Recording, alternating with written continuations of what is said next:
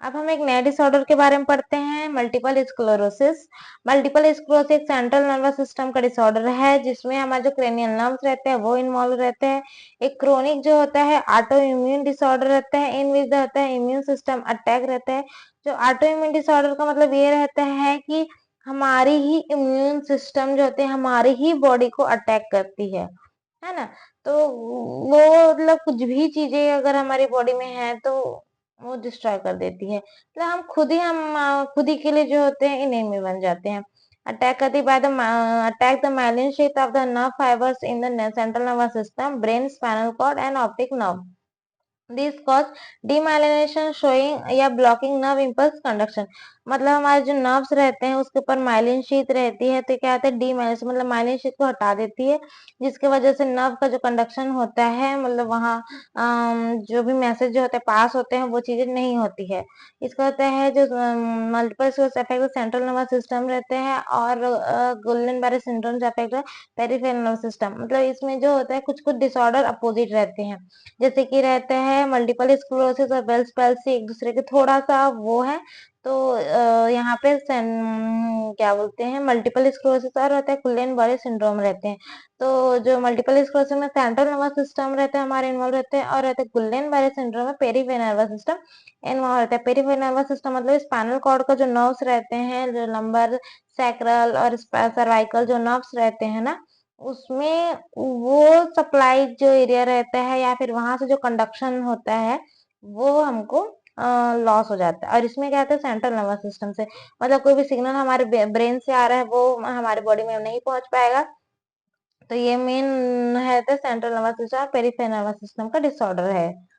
तो ये क्या है मल्टीपल स्क्लेरोसिस जो होता है सेंट्रल नर्वस सिस्टम का डिसऑर्डर, इसमें डीमाइलिनेशन होता है माइलिन शीथ का सेंट्रल नर्वस सिस्टम जिसकी वजह से कंडक्शन नहीं हो पाता है। और डीमाइलिनेशन क्या होता है ऑटो इम्यून डिसऑर्डर की वजह से, तो हमारी बॉडी खुद को अफेक्ट करती है। इसका कॉज क्या रहता है अननोन रहता है, इसका बहुत सारे फैक्टर रहते हैं। ऑटो इम्यून रिएक्शन होता है जेनेटिक कॉज की वजह से होता है, वायरल इन्फेक्शन पेस्टिन बार वायरस की वजह से होता है, विटामिन डी की डिफिशियंसी और होता है स्मोकिंग की वजह से भी हो जाता है। इसका रिस्क फैक्टर क्या रहता है, एज जो होता है 20 to 40 ईयर्स में होता है, फीमेल में ज्यादा होता है और फैमिली हिस्ट्री भी होती है। और कोल्ड क्लाइमेट में रहता है, कोल्ड क्लाइमेट में फीमेल है, फैमिली हिस्ट्री है, तो सब चीजों में ज्यादा होती है। इसका पैथोफिजियोलॉजी ये रहता है कि क्या बोलते सबसे पहले जो होता है हमारे जो होता है ऑटो इम्यून अटैक, हमारी जो इम्यून बॉडीज मतलब हमारी खुद की जो एंटीबॉडीज रहती है हमारे बॉडी की, जो होता है हमारे इम्यून जो माइलिन शीथ रहती है ना उस पर अटैक करती है जिसकी वजह से डीमाइलिनेशन होता है, इन्फ्लामेशन रहते हैं और रहता है प्लग जम जाते हैं वहां पे, है ना। स्क्लेरोटिक लीजन हो जाती है सेंट्रल नर्वस सिस्टम में जिसकी वजह से नर्व इम्पल्स जो होते हैं इम्पेयर हो जाते हैं और न्यूरोलॉजिक सिम्टम्स अपीयर हो जाते हैं। जैसे कि हमारा एक कमांड है कि हमने जिस गर्म पानी को मतलब छुआ है ना तो हमारा हाथ ऑटोमेटिक उसमें विड्रॉ होने लगेगा। बट अगर हमारे बॉडी मतलब ब्रेन से सिग्नल ही नहीं मिलेगा हमको तो हम अपना हाथ विड्रॉ नहीं कर सकते हैं। तो ये जो होता है उसमें जो नर्व्स रहते हैं ना उसमें प्लग्स जम जाते हैं, मतलब जो माइलिन शीथ रहती है उसके जगह पे लीजन्स हो जाते हैं क्योंकि वो उसको खराब कर देता है। तो जिसकी हमारी स्किन ही रहती है तो वहां पे कभी कभी क्या रहता है जिसकी यहाँ पे है, यहाँ पे मेरे को प्रॉब्लम्स हो गए, यहाँ पे मतलब मुझे लग गया कुछ हो गया तो ये जो कवर रहती है स्किन की वो खराब हो जाती है, उसकी जगह पे एक वुंड हो जाता है। लाइक दैट हमारी जो माइलिन सिक में भी वही चीजें होती है, वो अपीयर हो जाता है। इसका देखो इसका बहुत सारे जो होते हैं क्लिनिकल फीचर्स रहते हैं, मतलब देख मोटर सिस्टम रहता है, सेंसरी रहता है और रहता है विजुअल रहते हैं। तो मोटर सिस्टम में क्या रहता है मसल में वीकनेस होने लगती है, बेल्स पेल्स मल्टीपल स्क्लेरोसिस में मसल में वीकनेस रहती है, मतलब कोई भी इंसान जो होता है उसको चलने में भी दिक्कत हो जाती है ना, कोई भी मूवमेंट करने में दिक्कत हो जाती है, स्पास्टिसिटी आती है, स्टिफ हो जाता है, ट्रिमर्स आने लगते हैं, ऐसे ऐसे हाथ पर हिलने लगते हैं, टेक्सिया पुअर कोऑर्डिनेशन हो जाता है, डिफिकल्टी इन वॉकिंग जो मैंने अभी बताया, जो हमारे चलने वाला सिस्टम बता रहा है ये। और सेंसरी में क्या रहता है नमनेस हो जाती है, टिंगलिंग पेन और बर्निंग सेंसेशन होता है। मैंने एक पेशेंट देखा था, एक लड़का था उसको मल्टीपल स्क्लेरोसिस था, वो मतलब चल वल नहीं पाता था, बहुत अच्छा था बट उसकी मसल्स मतलब बहुत ज्यादा उसकी बॉडी वीक हो गई थी। तो ये था कोई हमारा सिग्नल्स प्रॉब्लम हो जाता है कि वहां से कमांड ही नहीं पाता है तो ये सब चीजें होती है। और रहता है विजुअल डिसऑर्डर में तो ऑप्टिक न्यूराइटिस हो जाता है, ब्लड विजन हो जाता है, इसके मतलब इधर से मतलब जो साइड देखते हैं ना, वो हो जाता है, ऐसे ऐसे दिख हमारा आई में विजन प्रॉब्लम हो जाती है, हमारी आई वैसी हो जाती है।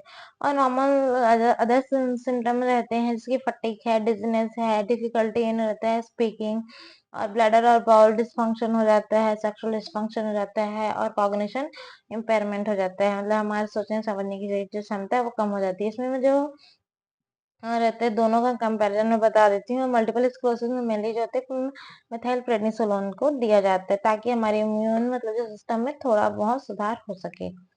अब एक रहता है गुइलेन बारे सिंड्रोम, जो होता है वो पेरिफेरल नर्वस सिस्टम का डिसऑर्डर रहता है, और रहता है multiple sclerosis central nervous system का डिसऑर्डर है। इसके कॉज जो होता है ये ऑटो इम्यून डीमाइलिनेशन होता है। इसका क्या होता है, ऑटो इम्यून आफ्टर इन्फेक्शन की वजह से होता है, पहले इन्फेक्शन होगा उसके बाद डीमाइलिनेशन होगा, वो भी पेरिफेरल नर्वस सिस्टम का।